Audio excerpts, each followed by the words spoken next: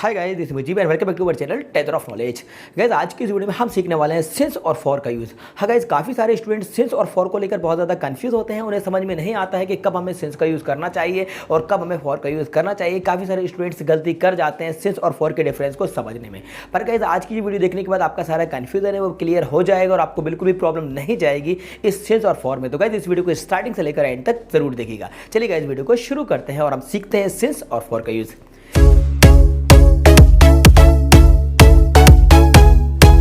देखिए गाइस, सबसे पहले मैं आपको बता दूं ये जो सिंस है इसका यूज़ कब किया जाता है। गाइस, सिंस का यूज़ किया जाता है पॉइंट ऑफ टाइम को बताने के लिए। इट मीन्स निश्चित समय को बताने के लिए हम सिंस का यूज़ करते हैं।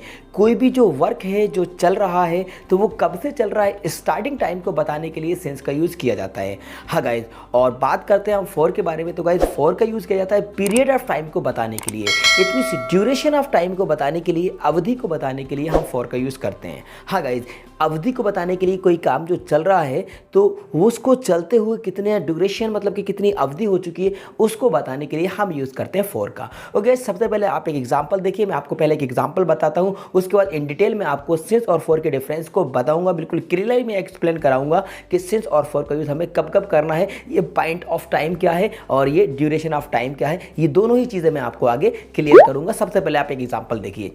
यदि गाइज मैं कहता हूँ I have been studying since 3 o'clock।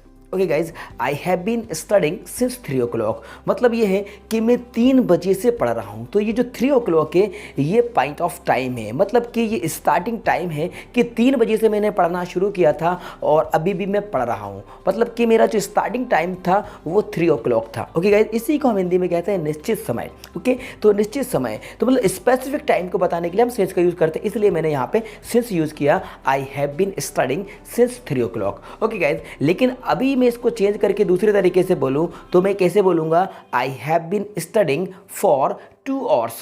Okay, I have been studying for 2 hours मतलब कि मैं 2 घंटे से पढ़ रहा हूँ। अब ये 2 घंटे क्या है गाइज, ये 2 घंटे क्या है, ये ड्यूरेशन है, ये अवधि है। ओके, ये ड्यूरेशन ऑफ टाइम है। ओके, तो ये duration of time it means अवधि को बताने के लिए हम यूज़ करते हैं किस चीज़ का, फॉर का यूज़ करते हैं। ओके गाइज, चलिए ये तो था एक एग्जाम्पल।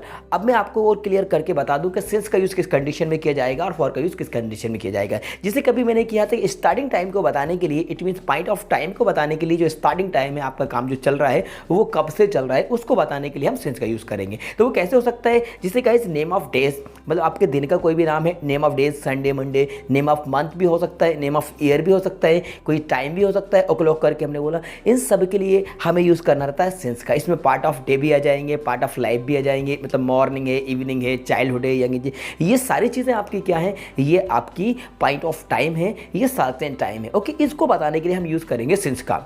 अब हम बात कर लेते हैं फॉर का। तो गाइस, मैंने जो अभी कहा ड्यूरेशन ऑफ टाइम को बताने के लिए, मतलब नंबर्स को बताने के लिए हमें यूज़ करना है था फॉर का। मतलब number of days, number of months, number of year, मतलब कि 1 दिन 2 दिन, it mean 1 day 2 days 3 days, 1 minute 2 minutes 3 minutes, 1 hour 2 hours 3 hours, 1 month 2 months, 1 year 2 years 3 years। तो इन सब के लिए हमें यूज़ करना रहता फॉर। इसके अलावा आप जो बोलेंगे फॉर अ वाइल या फॉर अ लॉन्ग टाइम, कुछ समय के लिए या बहुत समय के लिए, for a while, for a long time, तो इन सब के लिए हमें यूज़ करना रहता है कि चीज़ का, फॉर का। ओके गाइज, तो ये था डिफरेंस सिंस और फॉर का। चलिए गाइज, हम एक क्विज खेलते हैं। मैं आपको कुछ एग्जांपल्स इसके बता देता हूं, उसके एग्जांपल्स के आंसर्स आपको भी साथ में देते जाना है। इससे ये आपको क्लियर हो जाएगी और आपको समझ में आ जाएगा कि सिंस और फॉर में क्या डिफरेंस होता है। तो चलिए गाइज, मैं आपके सामने लेकर आ रहा हूं कुछ एग्जांपल्स, तो हम इनको फिल कर लेते हैं सिंस और फॉर से। सो गाइज, हमारा फर्स्ट एग्जांपल है I have been learning English blank space 2 months। यहाँ पे हमें फिल करना है सिंस और फॉर। गाइज, आप वीडियो को यहीं पे पॉज कर सकते हैं और पॉज करके कमेंट्स बॉक्स में जाकर राइट आंसर आप मुझे कमेंट्स करके बता सकते हैं। उसके बाद वीडियो को आप कंटिन्यू प्ले करके आप चेक कर सकते हैं कि आपका जो आंसर था वो करेक्ट था या इनकरेक्ट था। चलिए मैं आपको इसका आंसर बता देता हूँ। तो गाइज, इसका आंसर होगा फॉर 2 months, क्योंकि यहाँ पे ड्यूरेशन ऑफ टाइम बताया गया है, यहाँ पे पॉइंट ऑफ टाइम नहीं बताया गया। यहाँ पे ये बताया गया है 2 months, मतलब कि I have been learning English for 2 months, मतलब कि मैं 2 महीने से अंग्रेजी सीख रहा हूँ। मतलब मुझे अंग्रेजी सीखते हुए 2 months हो चुके हैं, ठीक है, और अभी भी मैं कंटिन्यू सीख रहा हूं।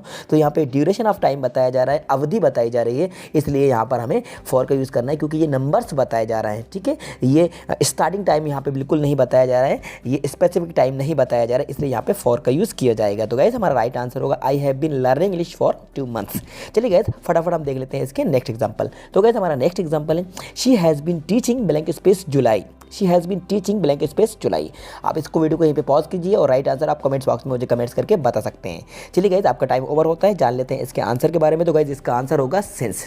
जी हाँ, ये पॉइंट ऑफ टाइम को बताया गया है, यहाँ पे निश्चित अवधि बताई गई है जुलाई, मतलब कि she has been teaching since July, मतलब कि वे जुलाई से पढ़ा रही है। कब से पढ़ा रही है? जुलाई से। तो ये पॉइंट ऑफ टाइम है, नेम ऑफ मंथ से, इसलिए यहाँ पे यूज़ किया जाएगा since.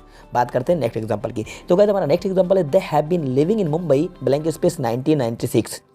They have been living in Mumbai blank space 1996।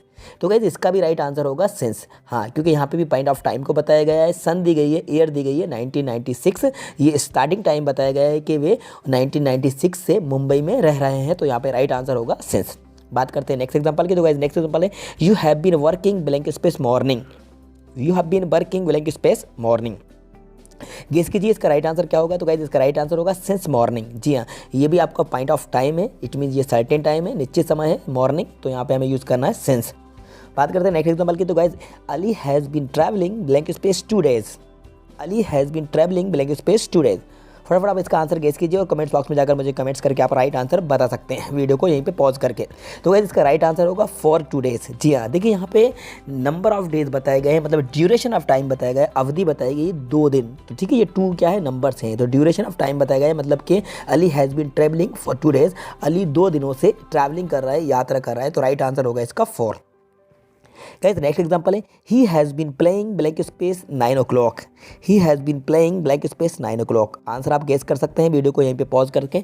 तो गाइस इसका राइट आंसर होगा सिंस 9 o'clock। जी हाँ, सिंस 9 o'clock यहाँ पे पॉइंट ऑफ टाइम बताया गया है, यहाँ पे ये निश्चित समय सर्टेन टाइम बताया गया है 9 o'clock, तो यहाँ पे इसका राइट आंसर होगा सिंस।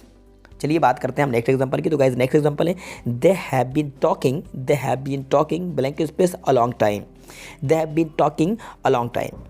तो गाइस इसका राइट आंसर होगा फॉर। जो मैंने अभी भी वीडियो में आपको बताया था कि फॉर अ लॉन्ग टाइम या फॉर अ वाइल ऐसा आता है, तो यहाँ पे हमें फॉर ही यूज़ करना रहता है, क्योंकि ये ड्यूरेशन होता है, ये अवधि होती है। तो they have been talking for a long time, मतलब कि वे बहुत लंबे समय से बात कर रहे हैं। They have been talking for a long time, तो यहाँ पे फॉर आएगा। ओके गाइस, चलिए बात करते हैं हम अपने नेक्स्ट एग्जांपल की, जो कि हमारा लास्ट एग्जांपल है we have been speaking English blank space 3 years। We have been speaking English blank space 3 years। तो गाइज इसका आंसर मैं आपको बिल्कुल भी नहीं बताने वाला हूँ, इसका आंसर आपको कमेंट्स बॉक्स में जाकर कमेंट्स करके ही बताना है। उसके बाद मैं इसको चेक करके बताऊंगा कि आपका आंसर राइट था या फिर रॉन्ग था। ओके गाइज, उम्मीद करता हूँ ये वीडियो आपको पसंद आई होगी। आज आप सिंस और फॉर का यूज़ बहुत अच्छे तरीके से समझ चुके होंगे, सीख चुके होंगे। अब आपको सिंस और फॉर में बिल्कुल भी प्रॉब्लम नहीं जाने वाली है। तो गाइज इस तरह की और भी वीडियोज़ देखने के लिए हमारी इस वीडियो को लाइक कीजिएगा, शेयर भी कीजिएगा और ज़्यादा से ज़्यादा हमारे फ्रेंड्स को शेयर कर दीजिएगा। और हाँ, और गाइस यदि आपने अभी तक हमारे चैनल को सब्सक्राइब नहीं किया है तो गाइस हमारे चैनल को सब्सक्राइब जरूर कर दीजिएगा और साथ में बेल आइकन को प्रेस करके नोटिफिकेशन को ऑल कर दीजिएगा, जिससे कि आपको हमारी सारी वीडियोस की नोटिफिकेशन सबसे पहले मिलते रहेंगे। Thank you so much.